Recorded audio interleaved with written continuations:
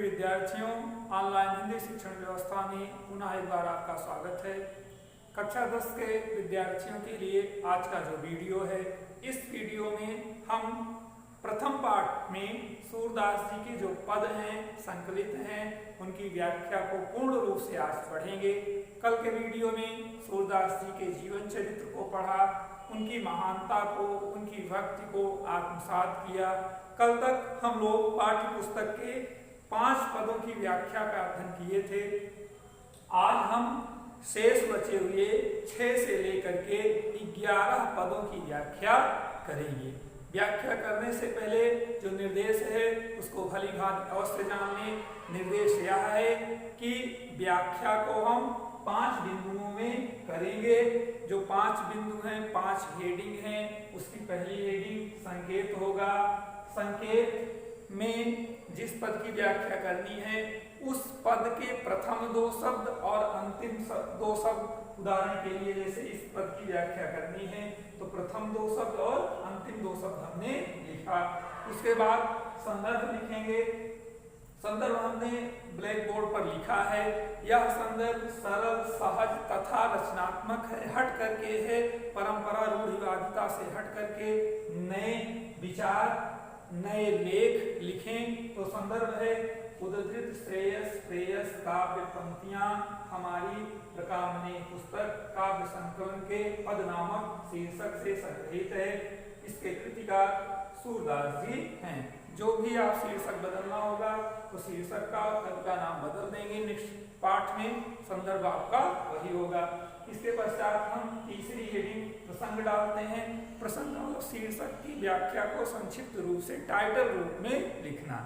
जैसे इस पद में गोपियों के प्रेम का चित्रण किया गया है तो हमने लिख दिया गोपियों के प्रेम का चित्रण किया गया है। भगवान की भक्ति का, वात्सल्यता का, प्रकृति की मनोरमता का जिसका भी उल्लेख उस पद में हो उसको संक्षिप्त रूप से लिखना रहता है।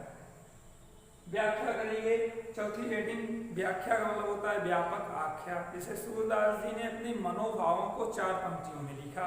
अब उसी 4 पंक्ति के भाव को हम 8 या 10 पंक्ति में लिखेंगे। यही हो गई व्याख्या। व्याख्या का अर्थ होता है व्यापक आख्या। 5वीं हेडिंग काव्य सौष्ठव, काव्य सौंदर्य से है। कवि के द्वारा अपने काव्य में सौंदर्यता लाने के लिए रस, छंद, अलंकार, भाषा आदि का प्रयोग किया जाता है। इसको हम 5वीं हेडिंग के माध्यम से लिखेंगे। ध्यान दें विद्यार्थियों, यह जो प्रकरण है या जो प्रश्न है या बोर्ड परीक्षा में 6 अंक का होता है। उस 6 अंक में 1 अंक संदर्भ का, 4 अंक व्याख्या का और 1 अंक काव्य सौंदर्य का रहता है। तो 6 अंक प्राप्त करने के लिए आज हम इस वीडियो के माध्यम से सूरदास के सूरसागर के कुछ पदों को पढ़ेंगे। कुछ में जो है वो आपके पाठ्यक्रम में बचे हुए 6 से लेकर के 11 पदों की व्याख्या आज हम लोग पढ़ेंगे। तो विद्यार्थियों चलते हैं आगे और व्याख्या पढ़ते हैं। व्याख्या भगवान की भक्ति पर आधारित है। उसमें आपको कुछ नहीं करना है, बस अपने मन को भगवान के चरणों में समर्पित कर देना है। ध्यान दें विद्यार्थी, गणित, विज्ञान जो भी कुछ आप पढ़ लेंगे उससे आनंद की अनुभूति नहीं प्राप्त होगी। वास्तविक आनंद आपको साहित्य ही देता है, क्योंकि यहाँ पर रस है और रस की अनुभूति होते ही मन प्रसन्न हो जाता है। तो भगवान के चरणों में अपने मन को लगा करके इहलोक और परलोक दोनों को सुधारने का प्रयास करते हैं। वीडियो के माध्यम से व्याख्या पढ़ते हैं। दोनों लोग आपका सुधरेगा, इहलोक और परलोक। कितना भी बड़े जो बन जाएंगे, भगवान के भक्त रहेंगे तो कृपा आप पर बरसती रहेगी।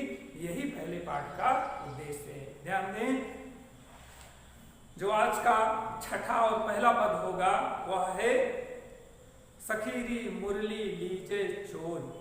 गोपियों की भाव भंगिमा को सूरदास जी ने इस पद में उतारा है। गोपियां भगवान कृष्ण से वार्तालाप करना चाहती हैं, उनके साथ रहना चाहती हैं, उनसे प्रेम करना चाहती हैं, परंतु भगवान कृष्ण अपनी मुरली में, मुरली वादन में मस्त हैं, प्रसन्न हैं। तो गोपियां आपस में विचार करती हैं, षड्यंत्र बनाती हैं और कहती हैं हे सखी, चलो इस कृष्ण की मुरली को चुरा लिया जाए। जिन गोपाल की इन्हें अपने बस, इस मुरली ने गोपाल को अपने वश में कर लिया है। प्रीति सबन की तोरी, हम सबके प्रेम को छीन लिया है और कृष्ण को अपने बस में कर लिया है। छिन इक घर भीतर बासर धरत न कबहू छोर। भगवान कृष्ण इस मुरली को एक छिन का मतलब क्षण के लिए भी नहीं छोड़ते हैं। घर में रहते हैं तब भी लिए रहते हैं, बाहर रहते हैं तब भी लिए रहते हैं। कबहू कर, कभी कर का मतलब हाथ में लेते हैं। कबहू अधरन, कभी होठों पर रखते हैं। कट कबहू खोसत जोरियो, कभी अपने कमर में बांधे रखते हैं। ना जानो कछु मेली मोहिनी राखे अंग अंग भोर। सूरदास जी कह रहे हैं कि इस मोहनी बांसुरी ने पता नहीं कौन सी मोहनी मंत्र मारा है जो कृष्ण को अपने बस में कर लिया है। सूरदास प्रभु को मन सजनी बंध्यो राग की डोर। सूरदास जी कह रहे हैं सजनी का मतलब यहाँ सखी से अभिप्राय है, मित्रता से अभिप्राय है। तो गोपियां आपस में कहती हैं कि कृष्ण को इस बांसुरी ने अपने प्रेम रूपी डोर से बांध लिया है, जिसके कारण कृष्ण पर संपूर्ण अधिकार बांसुरी का हो गया है। एक बात विशेष है, ध्यान से समझेंगे विद्यार्थीगण। बांसुरी सिर्फ बांसुरी नहीं थी। भागवत महापुराण के अनुसार जब भगवान का रामावतार हुआ तो हनुमान, शंकर जी हनुमान के रूप में आए, और जब कृष्णावतार हुआ तो वही शंकर बांसुरी के रूप में है। तो बांसुरी जी है भगवान शंकर का एक रूप है। इसलिए आत्मा परमात्मा अपने परमात्मा रूपी साथों में लगे हुए हैं। अब आगे बढ़ते हैं और 7वें पद पर पहुंचते हैं। 7वां पद पढ़ते हैं। 7वें पद का प्रसंग अलग हो गया। अब जैसे यहाँ पर गोपियों का था, तो अब यहाँ पर आप प्रसंग लिखेंगे कि कृष्ण उद्धव से मथुरा की विशेषता का वर्णन कर रहे हैं। चलिए देखिए। उद्धव मही ब्रज विसरतनान। उद्धव गोपियों तक आ रहे हैं और गोपियों तक पहुंचने से पहले भगवान याद करके भाव विभोर होकर कह रहे हैं, हे उद्धव, मैं ब्रज को भूल नहीं पाता हूँ। वृंदावन गोकुल बन उपवन सघन कुंज की छाई। वह सुंदर प्यारा वृंदावन, गोकुल गायों का समूह, ग्वाल बालान, वन उपवन, सुंदर सुंदर वाटिकाएं, सघन कुंज की छाई, सुंदर वृक्षों की छायाएं हमें आज भी स्मरण है। प्रात समय माता जसमती अरु नंद देख सुख पावत। सुबह होते ही माँ यशोदा और नंद बाबा हमें देख करके सुख का अनुभव करते थे। माखन रोटी दही सजायो अतिरिक्त साथ खावावत। मक्खन और रोटी थाल में सजा करके प्रेम पूर्वक अपने साथ खिलाते थे, लेकिन जब से मैं ब्रज से दूर गया हूँ वह प्रेम नहीं पा रहा हूँ। इसलिए भगवान दुखी मन से उद्धव से कह रहे हैं, गोपी ग्वाल बाल संग खेलत सब दिन हसत सिरात। ब्रज भाषा है, सिरात का मतलब होता है व्यतीत होना। गोपी ग्वाल बालाओं के साथ हंसते खेलते सारा दिन बीत जाता था, पता ही नहीं चलता था। सूरदास धनि धनि ब्रजवासी जिनसो हित जदता। सूरदास ही कह रहे हैं कि वे ब्रजवासी धन्य हैं जिनके साथ भगवान कृष्ण का प्रेम बना हुआ है। तो इस पद में भगवान कृष्ण ब्रज को स्मरण करते हुए उद्धव से कहते हैं, जिसका चित्रण एक बार पुनः आप सुनिए। इस प्रकार लिखेंगे, व्याख्या एडिंग डालेंगे और लिखेंगे, सूरदास के माध्यम से भगवान कृष्ण ब्रज को स्मरण करते हुए कहते हैं कि हे उद्धव, मैं ब्रज को भूल नहीं पा रहा हूँ। वहाँ का वन, उपवन, वृक्षों की छायाएं, यमुना का तट, ग्वाल बालाओं के साथ हंसते खेलते वो दिन हमें आज भी स्मरण है। सुबह होते ही माँ यशोदा, नंद बाबा प्रेम पूर्वक अपने साथ मक्खन रोटी खिलाते थे। सूरदास जी कहते हैं, कोई ब्रजवासी धन्य हैं जिनके साथ भगवान कृष्ण की आत्मीयता बनी हुई है। तो प्रिय विद्यार्थियों, इस पद के बाद 8वें पद पर चलते हैं और 8वां पद पढ़ते हैं। उद्धव मन न भय 10-20। बोर्ड परीक्षाओं में कई बार पूछा गया है, उद्धव मन न भय 10-20। यह प्रसंग कहाँ का है? पहली पंक्ति से ही पढ़ने से स्पष्ट हो जा रहा है। उद्धव को ज्ञान पर अभिमान था, जैसे आज के कुछ ज्ञानियों को, यहाँ तक कि गुरुओं को भी अपने ज्ञान पर गुरूर हो जाता है और वही गुरूर पतन का कारण होता है। तो ज्ञान के द्वारा उद्धव को गुरूर हो गया था और उस गुरूर अभिमान को तोड़ने के लिए जब भगवान ने उद्धव को ब्रज भेजा, ब्रज आए, गोपियां प्रेम से उद्धव को कह रहे हैं, हे उद्धव मन न भय 10-20, मेरे पास तो 10-20 मन नहीं है, एक ही मन था। एक हुतो सो गयो श्याम संग को और आधे ईस। उद्धव ने कहा योग करिए, ज्ञान प्रेम कौन के चक्कर में ना पड़िए, ज्ञान के तरफ आइए, बुद्धि लगाइए, अपने मन से ईश्वर की स्तुति करिए। तो गोपियां कह रही हैं उद्धव मन न भय 10-20, एक मन था श्याम के संग चला गया, किस मन से मैं ईश्वर की स्तुति करूं। इंद्रिय शिथिल भई केशव बिन ज्यों देहि बिनु शीस। जिस प्रकार से शरीर के सिर को काट दीजिए तो वह शरीर सिर रहित हो जाती है, उसकी सारी इंद्रियां शिथिल हो जाती हैं, निष्प्राण हो जाती हैं, उसी प्रकार से केशव बिन भगवान कृष्ण के बिना मेरी शरीर शिथिल हो गई है, चेतना नष्ट हो गई है। आशा लागी रहत तन श्वासा जीवन कोटि वरीस। कृष्ण के आने की आशा में मेरी श्वास चल रही है, आएंगे इसलिए करोड़ों वर्षों तक मैं जीवित रह सकती हूँ। गोपियों का प्रेम देखिए, इस पंक्ति के माध्यम से जो दर्शन है वह यह है कि हमें धैर्य रखना चाहिए, धैर्य बनाए रखना चाहिए, फल अवश्य अच्छा मिलेगा। आगे की पंक्तियां गोपियां उद्धव से कह रही, हे उद्धव तुम तो सखा श्याम सुंदर के सकल जोग के ईश। एक तो आप सकल जोग के संपूर्ण ज्ञान के ईश्वर हैं, अधिष्ठाता हैं, और दूसरा आप श्याम सुंदर के मित्र हैं, सोने पर सुहागा है, ज्ञानी भी हैं, भगवान के साथी भी हैं। सूर हमारे नंद नंदन बिन और नहीं जगदीश। इसलिए नंद नंदन बिन अर्थात कृष्ण के बिना दूसरा कोई जगदीश, जगत धन ईशा बराबर जगदीश अर्थात जो संसार का ईश्वर है वही जगदीश है। गोपियां कह रही हैं कि हमारा जो जगदीश है भगवान है वो नंद नंदन भगवान कृष्ण है, दूसरा कोई नहीं। इस प्रकार गोपियां अपने प्रेम से उद्धव के मन को विचलित कर देती हैं। और आगे की पंक्तियों में, आगे के पदों में हम देखेंगे कि किस प्रकार से प्रेम ज्ञान को धराशाही कर देता है। इसलिए विद्यार्थियों, अगर आपकी IQ हाई लेवल पर है तो उस हाई लेवल की IQ को प्रेम में बदलिए। या सभी विद्यार्थियों को, सभी लोगों के लिए विशेष बात है कि जब हमारा ज्ञान प्रेम से युक्त होगा तो सार्थक होगा, आनंद मिलेगा, और जब हमारा ज्ञान गुरूर से युक्त होगा, अभिमान से युक्त होगा, तो हमें पराजय झेलनी पड़ेगी, जैसे उद्धव को झेलनी पड़ी। 9वें पद में हम देखते हैं, उद्धव जाहि तुम्हें हम जानी। देखिए कितना उपहास हो रहा है। प्रसंग में आप देखेंगे इस पद में गोपियां उद्धव का उपहास करती हुई कहती हैं, उद्धव जा तुम्हें हम जाने। जैसे हम लोग कहते हैं ना, जाइए आपको हम जान गए, तो ऐसे गोपियां उद्धव से कह रही हैं, हे उद्धव जाइए आपको हम लोग जान गए। श्याम तुम्हें हो का नहीं पठियो तुम हो बीच भुलाने। भगवान ने आपको यहाँ नहीं भेजा, आप बीच में रास्ता भूल करके भटक करके आ गए, क्योंकि भगवान तो प्रेम के सागर हैं। अगर आप उनके मित्र होते तो प्रेम की 2-4 बूंद तो आपके अंदर होती। आप यहाँ नहीं आए बल्कि रास्ता भूल करके आए, इसलिए चुपचाप चले जाएंगे।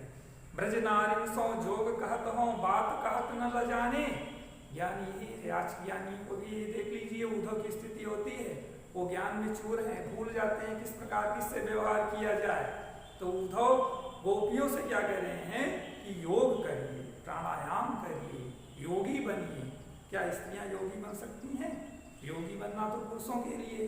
इसलिए इस उपहास करती हुई ब्रज की नारियां कह रही हैं कि ब्रज नारियों सो जोग कहत हो। ब्रज की स्त्रियों से योगी बनने के लिए कह रहे हो, बात कहत न लजाने। लजाने का मतलब शर्म होना।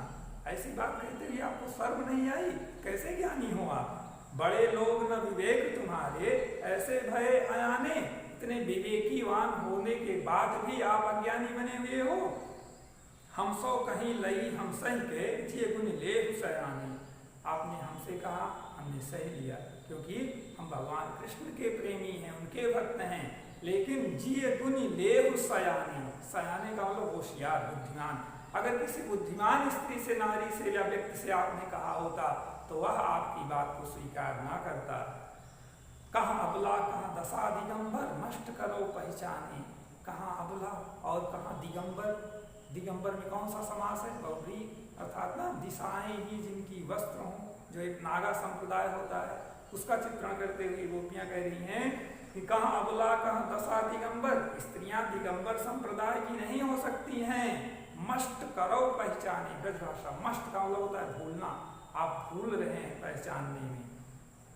साच कहूं तुमको अपनी सौ, मैं साच का मतलब सत्य कह रही हूँ, और सौ का मतलब अपनी सौगंध देकर कह रही हूँ। बूझत बात निदानी, आप बहुत मूर्ख लगते। सूर श्याम जब तुम्हें पठायो तब नहीं कहूँ मुस्काने। गोपियाँ कह रही हैं कि अच्छा ये बताइए, जब आपको भगवान भेज रहे थे तो नहीं कहूँ मुस्काने, नहीं कहूँ तनिक थोड़ा मुस्कुराए थे क्या? क्योंकि भगवान कृष्ण नटखट थे और वो गोपियाँ जान रही हैं कि इन्हें परेशान करने के लिए कृष्ण ने यहाँ पर भेजा है। तो इस प्रकार इस पद के माध्यम से हमने जाना कि प्रेम ज्ञान से श्रेष्ठ होता है। अगर हमारे अंदर ज्ञान आ जाए तो उस ज्ञान को प्रेम में बदलने का प्रयास करना चाहिए, क्योंकि भगवान सिर्फ प्रेम के भूखे हैं। तमाम उदाहरण भरे पड़े हैं। कृष्ण की बात चल रही है तो हम राम का उदाहरण नहीं ले रहे, कृष्ण की ही बात देखिए। अब उसमें स्पष्ट पद है, प्रेम विवश अर्जुन रथ हाँक्यो भूल गए ठकुराई, दुर्योधन घर मेवा त्यागो साध विदुर घर खाई। प्रेम के वशीभूत भगवान अर्जुन रथ हाँक्यो, उनके ड्राइवर बन गए। ड्राइवर और मालिक में कितना अंतर है। जो संसार का मालिक है, लेकिन प्रेम विवश अर्जुन रथ हाँक्यो भूल गए ठकुराई, दुर्योधन घर मेवा त्याग्यो साग विदुर घर खाई। मेवे का व्यंजन त्याग करके जहाँ प्रेम था विदुर के यहाँ, भगवान ने साग का पान किया। तो इसको आदर्श बनाएं और अपने अंदर प्रेम लाएं। जब हमारे मन में प्रेम आ जाएगा तो हम सब जीव जंतुओं से प्रेम करेंगे, दयावान हो जाएंगे, उदार हो जाएंगे, और वहीं हमें आनंद मिलेगा। आगे बढ़ते हैं और 10वें दोहे को पढ़ते हैं। 10वें दोहे में गोपियां उद्धव से परिचय पूछती हुई कहती हैं कि निर्गुण कौन देश कौवासी। हे निर्गुण ज्ञान के उपासक उद्धव, उद्धव को यहाँ निर्गुण कहा गया, रूपक अलंकार है। निर्गुण कौन देश कौवासी, आप किस देश के निवासी हैं। मधुकर कई समझाई सौमदय, मधुकर का मतलब भ्रमर भौरा दूत को कहा गया। यहाँ पर भी मधुकर उद्धव जी हैं। बूझत साच नहासी, मैं हंसी मजाक नहीं कर रही हूँ, आपसे सत्य पूछ रही हूँ, अपना परिचय दीजिए। को है जनक कौ है जननी, कौन नारी को दासी। आपके माता कौन है, आपके पिता कौन है, आपकी पत्नी कौन है और आपकी सेविका कौन है, कृपा करके हमें बताएं।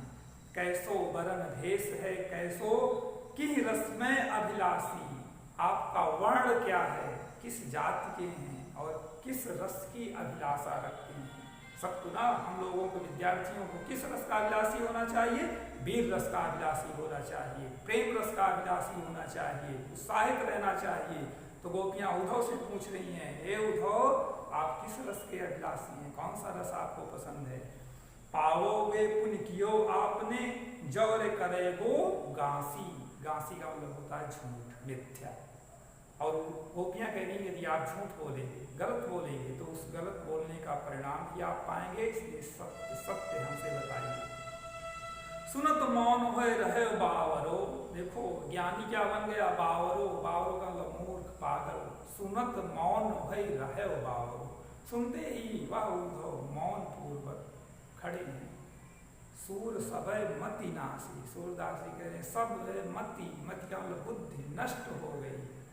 तो अगर ज्ञान अहंकार होगा तो आपकी मति नष्ट हो जाएगी, इसलिए ज्ञान को प्रेम में बदलिए।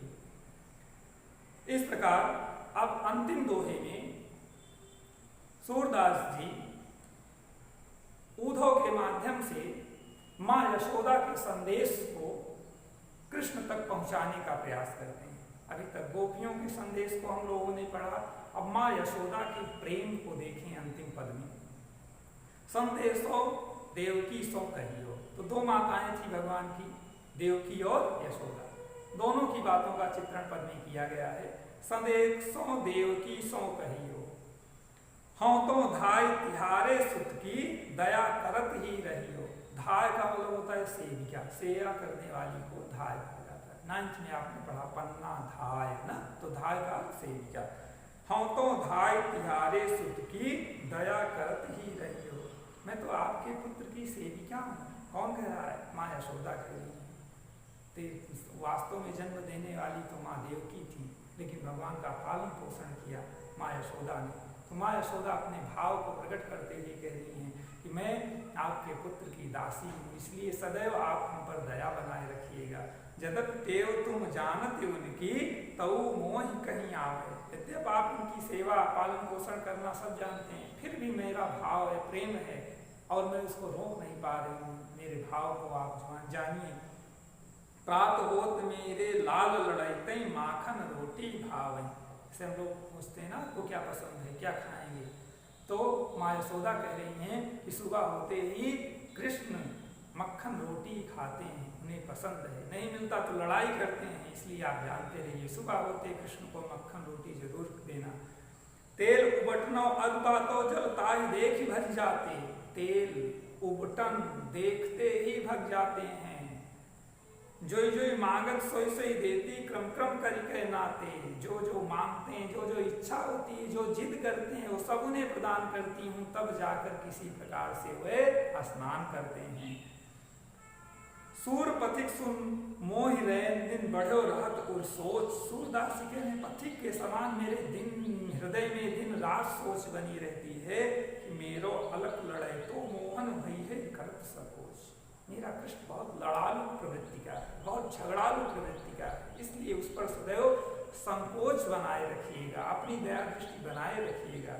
देखें प्रिय विद्यार्थियों, चाहे मित्र है चाहे परिवार है, सबका स्वभाव अलग अलग होता है। कुछ व्यक्ति जिद्दी होते हैं, स्वभाव से लड़ाकू होते हैं, लेकिन हृदय से बहुत निर्मल होते हैं, इसलिए उनकी बात को समझ करके आत्मसात कर लेना चाहिए।